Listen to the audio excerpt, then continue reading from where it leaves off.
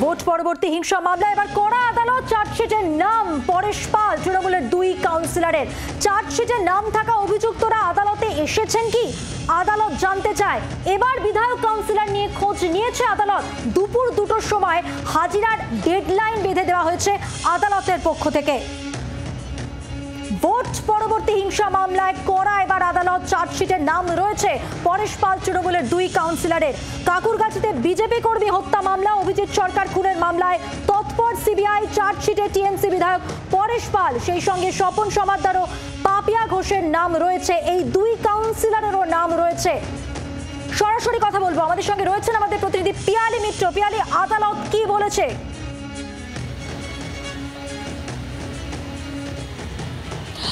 দেখো, আজকে আদালতের যেটা নির্দেশ ছিল, যাদের বিরুদ্ধে সিবিআই তরফ থেকে সাপ্লিমেন্টারি চার্জশিট দেওয়া হয়েছে সেই অভিযুক্তদের আজকে আদালতে উপস্থিত থাকার জন্য নির্দেশ দেওয়া ছিল। তার মধ্যে তৃণমূল কংগ্রেসের বিধায়ক পরেশ পাল, স্বপন সমাদ্দার কাউন্সিলর এবং তার সঙ্গে সঙ্গে পাপিয়া ঘোষ, তাদের যেরকম উপস্থিত হওয়ার জন্য নির্দেশ ছিল, একই সঙ্গে 3 জন পুলিশ অফিসার তাদেরও হাজির হওয়ার জন্য নির্দেশ দেওয়া ছিল।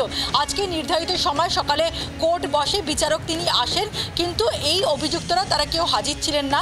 বিচারক জানতে চান যে যাদের চার্জশিটের নাম রয়েছে তারা কি কেউ এসেছেন। দেখা যায় তারা কেউ উপস্থিত নেই। এরপরে বিচারক যেটা জানান যে দুপুর 2টোর সময় কোর্ট বসবে। এখন দেখাস দুপুর 2টোর সময় যে কোর্ট আবার বসবে, সেই সময় এই অভিযুক্তরা তারা কেউ হাজিরা দেন কিনা। কারণ তুমি জানো যে অভিজিৎ সরকারের যে খুনের মামলা, সেই মামলাতে গত 1 তারিখে সিবিআই তরফ থেকে একটি সাপ্লিমেন্টারি চার্জশিট দেওয়া হয়। সেই সাপ্লিমেন্টারি চার্জশিটেই পরেশ পাল, স্বপন সমাদ্দার, পাপিয়া ঘোষদের নাম উল্লেখ করা হয়, কয়েকজন পুলিশ কর্মীর নাম উল্লেখ করা হয় এবং এই খুনের ঘটনাতে স্বপন সমাদ্দার বা পরেশ পালরা তারা মদত জুগিয়েছেন, এমনটাই সিবিআইয়ের অভিযোগ। বাকি যাদের বিরুদ্ধে আগে চার্জশিট দেওয়া হয়েছিল তাদের বিরুদ্ধে ইতিমধ্যেই ট্রায়াল শুরু হয়েছে। ফলে আমরা এই গোটা ঘটনা নিয়ে স্বপন সমাদ্দার বা পাপিয়া ঘোষদের প্রতিক্রিয়া পেয়েছি। এখনো পর্যন্ত পরেশ পালের কোনো রকম প্রতিক্রিয়া পাওয়া যায়নি। ফলে আজকে আবার 2টোর সময় কথা বললাম, সরাসরি ছিলেন আমাদের প্রতিনিধি পিয়ালি মিত্র। এবার আপনাদের শোনাবো পাপিয়া ঘোষ, তিনি কি বলেছেন তার আত্মপক্ষ সমর্থনে। ইলেকশন আসলেই কোনো রাজনৈতিক দলটা কি কাজ থাকে, কোনো একটা দামামা সৃষ্টি করায়। এই রাজনৈতিক দলটাও সেরকম, যেহেতু সামনে ইলেকশন আসছে, নতুন একটা কিছু করতে হবে, হাঙ্গামা ক্রিয়েট করতে হবে। এই কারণেই তাদের এই চক্রান্ত বলতে পারেন একটা। কারণ এলাকার মানুষ আমার মনে হয় জানে, কারণ দীর্ঘ 95 সাল থেকে মাননীয় মেয়র পরিষদের সদস্য স্বপন সমাদ্দার এই অঞ্চলের পৌর প্রতিনিধি ছিলেন। তারপরে আমি এখানকার পৌর প্রতিনিধি হয়েছি। তারা জানেন স্বপন সমাদ্দার বা পাপিয়া ঘোষরা কেমন লোক। অতএব আমার মনে হয় সঠিক সময়ে তারাই সঠিক উত্তর দেবে। চার্জশিটে নাম রয়েছে স্বপন সমাদ্দারের, কি বলছেন তিনি, শুনুন। এই অঞ্চলে মানুষ জানে যে স্বপন সমাদ্দার কি টাইপের মানুষ, কেরকম টাইপের মানুষ।